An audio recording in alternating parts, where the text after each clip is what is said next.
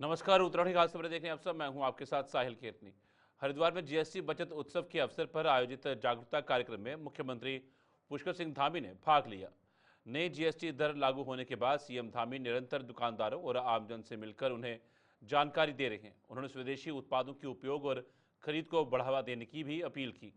कार्यक्रम में उपस्थित लोगों ने प्रधानमंत्री नरेंद्र मोदी और मुख्यमंत्री धामी का धन्यवाद किया। जीएसटी दरों में बदलाव के बाद बाजार में खरीदारी में वृद्धि देखी जा रही है, जिससे आम जनता और व्यापारियों दोनों को आर्थिक लाभ मिल रहा है।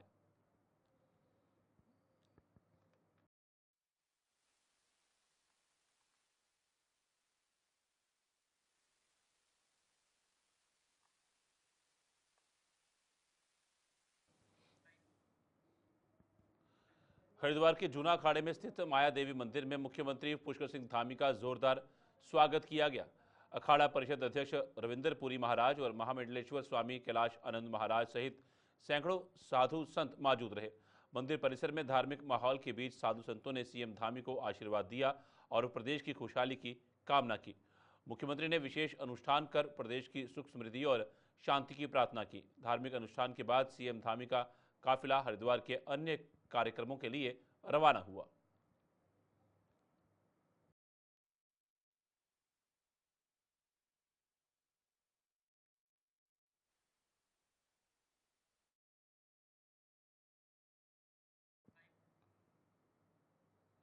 हरिद्वार में मुख्यमंत्री पुष्कर सिंह धामी के दौरे से ठीक पहले नगर निगम और लोक निर्माण विभाग में अचानक सक्रियता देखी गई।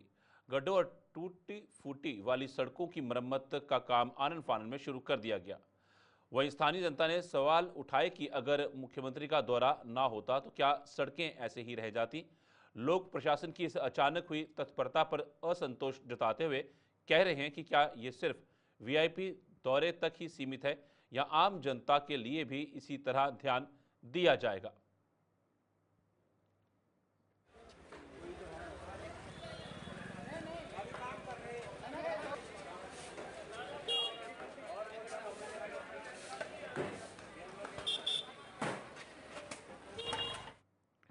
यूकेएसएसएससी पेपर लीक कांड की जांच में जुटी एसआईटी ने लक्सर के सुल्तानपुर में बड़ी कार्रवाई की है। टीम आज मामले के मास्टरमाइंड खालिद के घर पहुंची और वहां जांच शुरू कर दी। खालिद के घर पर पुलिस ने सख्ती बरतते हुए किसी भी बाहरी व्यक्ति के प्रवेश पर रोक लगा दी। मौके पर भारी पुलिस बल की तैनाती की गई ताकि जांच के दौरान किसी तरह की बाधा न आए। एसआईटी की इस कार्रवाई से साफ है कि पेपर लीक मामले में दोषियों को हर हाल में बेनकाब किया जाएगा।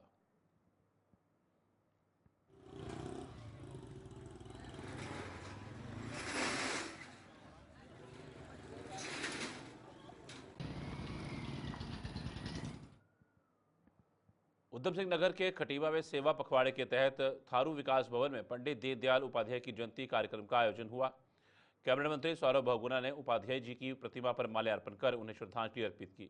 इस मौके पर उन्होंने कहा कि पंडित दीनदयाल का जीवन हमें अंत्योदय और सेवा भावना का संदेश देता है और हम सभी को उनके विचारों पर चलना चाहिए। कार्यक्रम में जिला पंचायत अध्यक्ष अजय मौर्य, नगर पालिका अध्यक्ष रामू जोशी समेत कई जनप्रतिनिधि और कार्यकर्ता उपस्थित रहे और सभी ने उपाध्याय जी के विचारों को आत्मसात करने का संकल्प लिया।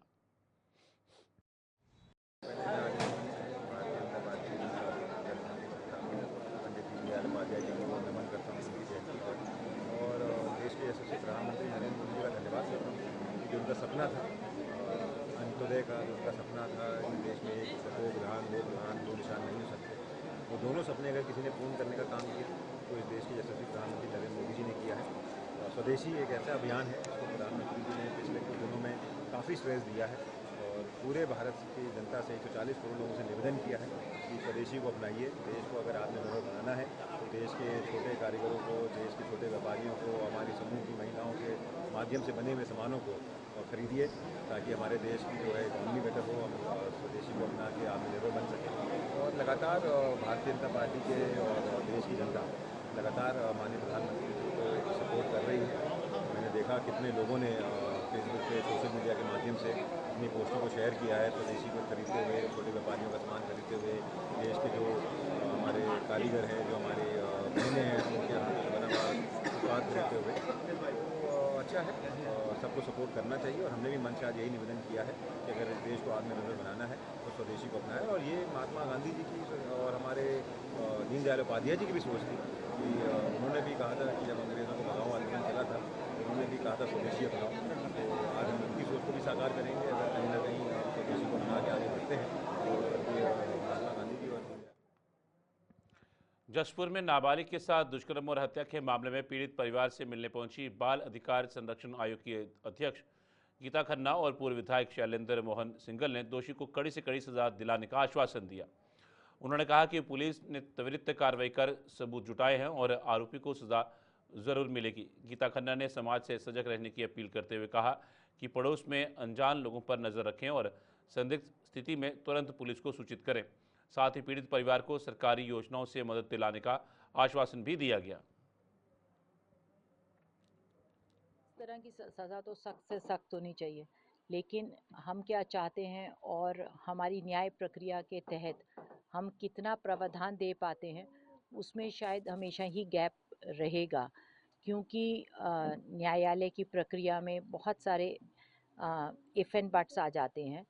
फिर भी इस केस की अगर मैं बात करूं तो पुलिस ने त्वरित कार्रवाई करी और बहुत अच्छा, जहां तक मुझे बताया है एसएसपी ने, कि एविडेंसेस बहुत अच्छे से कलेक्ट हुए हैं और सज़ा ज़रूर होगी अभियुक्त को। उनके पास कन्फेशन भी है उसका, और एविडेंसेस अच्छे होने से मुझे उम्मीद है।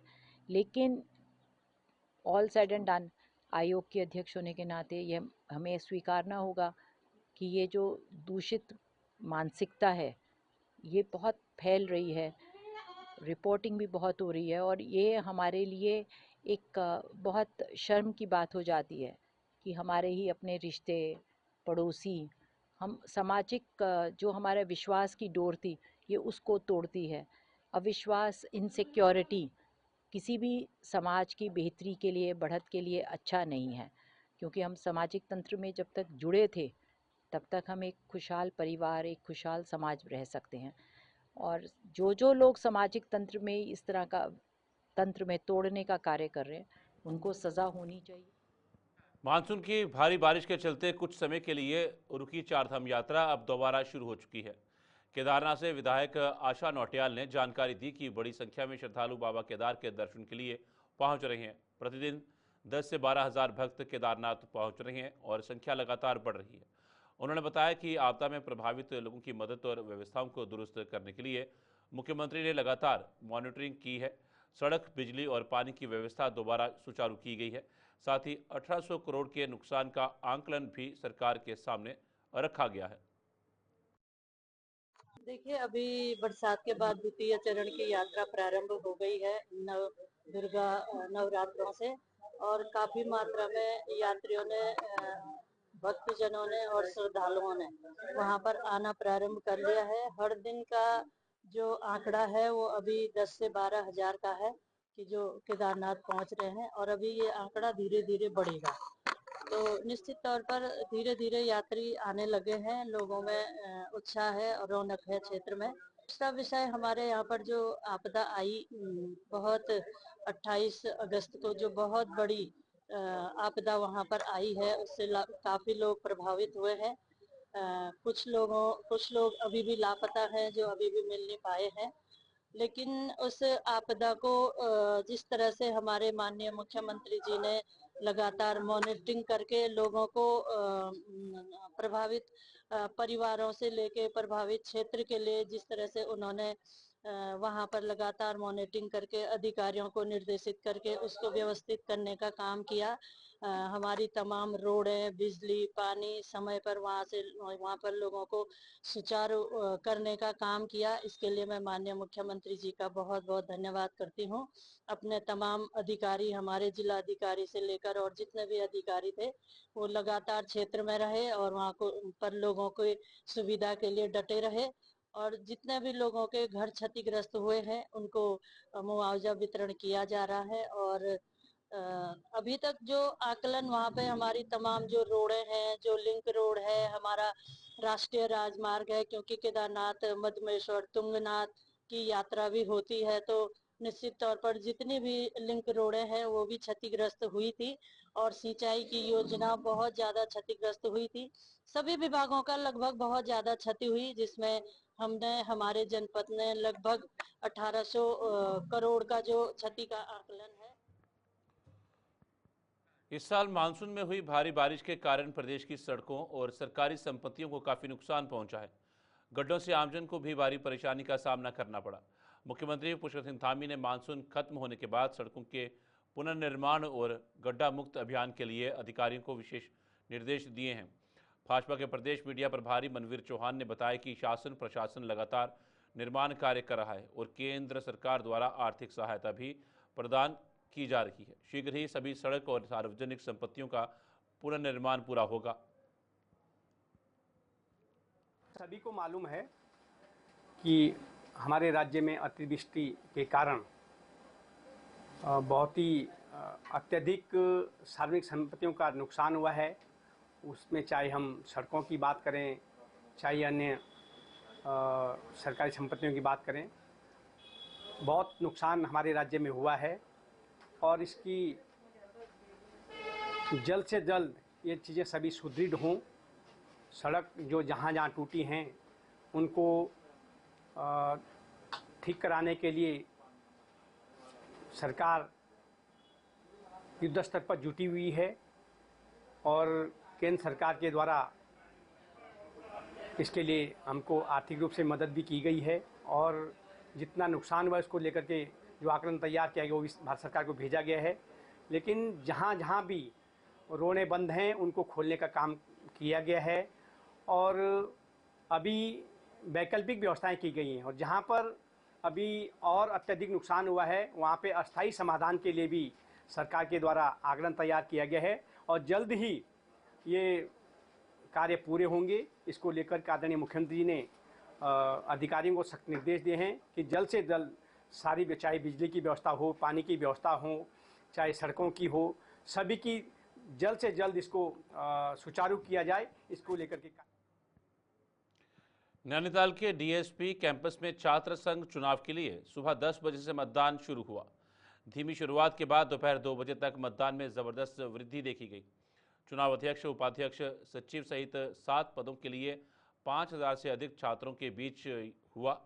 मतदान दोपहर 2 बजे तक चला, उसके बाद मतगणना शुरू हुई। चुनाव को शांतिपूर्ण और निष्पक्ष कराने के लिए प्रशासन और पुलिस अलर्ट मोड पर रही। कॉलेज परिसर और मतदान स्थलों में भारी पुलिस बल तैनात की गई और अधिकारी लगातार निरीक्षण करते रहे।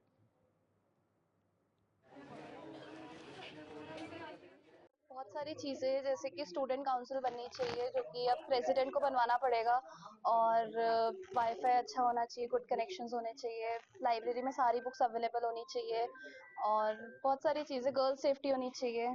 तो उन सब चीज़ों के लिए मैं वोट करने आई हूँ। बेसिकली वुमेन्स के लिए सेफ्टी रहनी चाहिए, गर्ल्स के लिए कॉलेजेस में, एंड जो वॉशरूम्स वगैरह जो हमारे रहते हैं क्लीन एंड हाइजीनिक रहने चाहिए, एंड जो बेसिक नेसेसरीज होता है जैसे पैड्स वगैरह वुमेन्स को प्रोवाइड कराने चाहिए, और भी बहुत सारी चीज़ें हैं जिस पे ध्यान देना चाहिए, जिस पे वर्क करना चाहिए और टाइम टू टाइम आना चाहिए देखने के लिए कि क्या चीज़ खराब है, क्या चीज़ सही है, ये चीज़।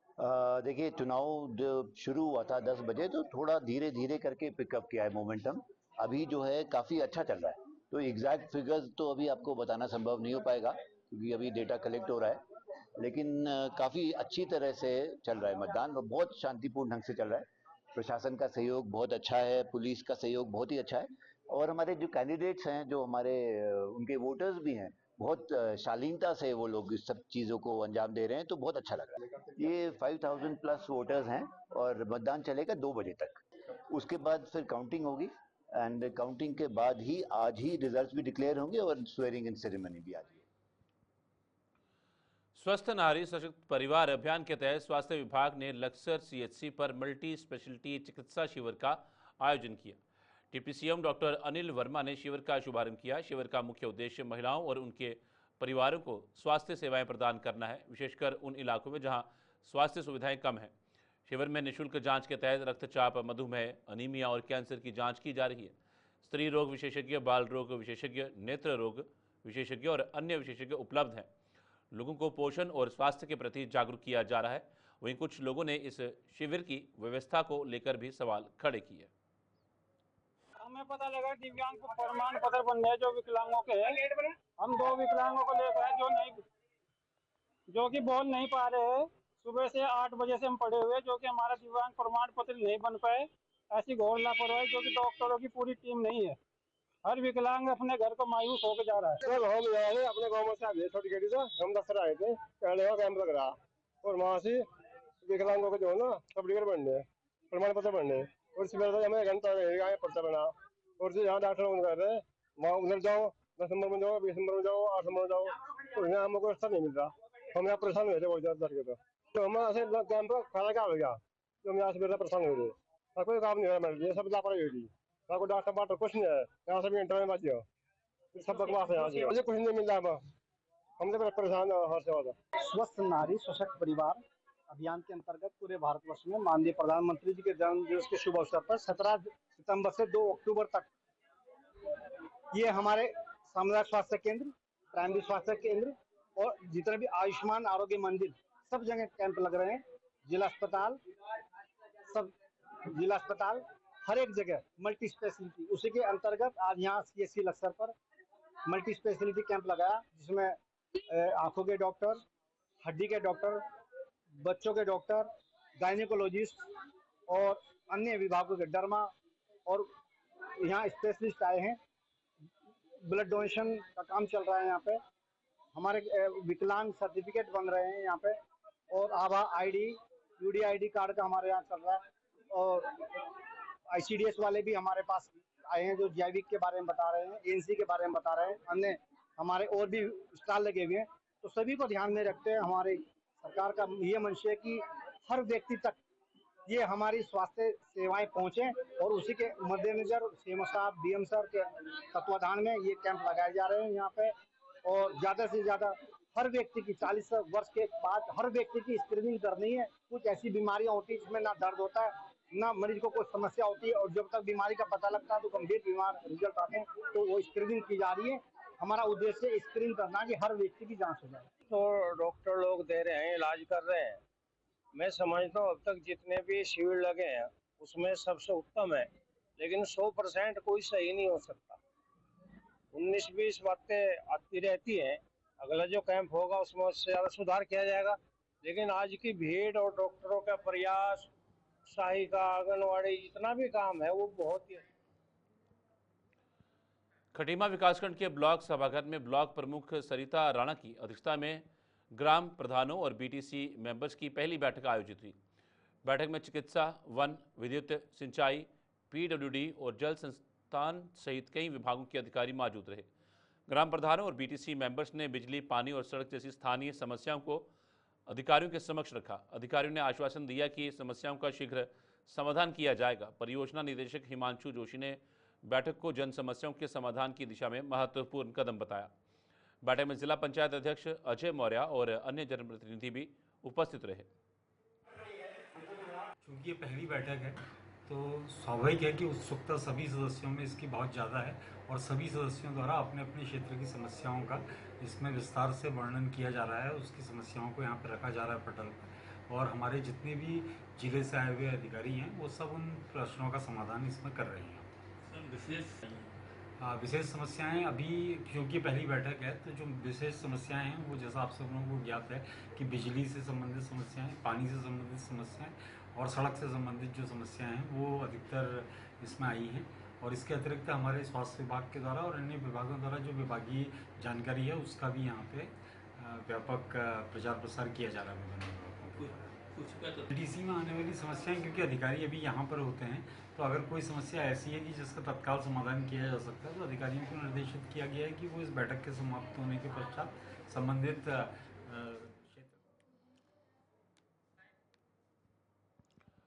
उत्तराखंड खास में फिलहाल इतना ही। दीजिए इजाजत, नमस्कार।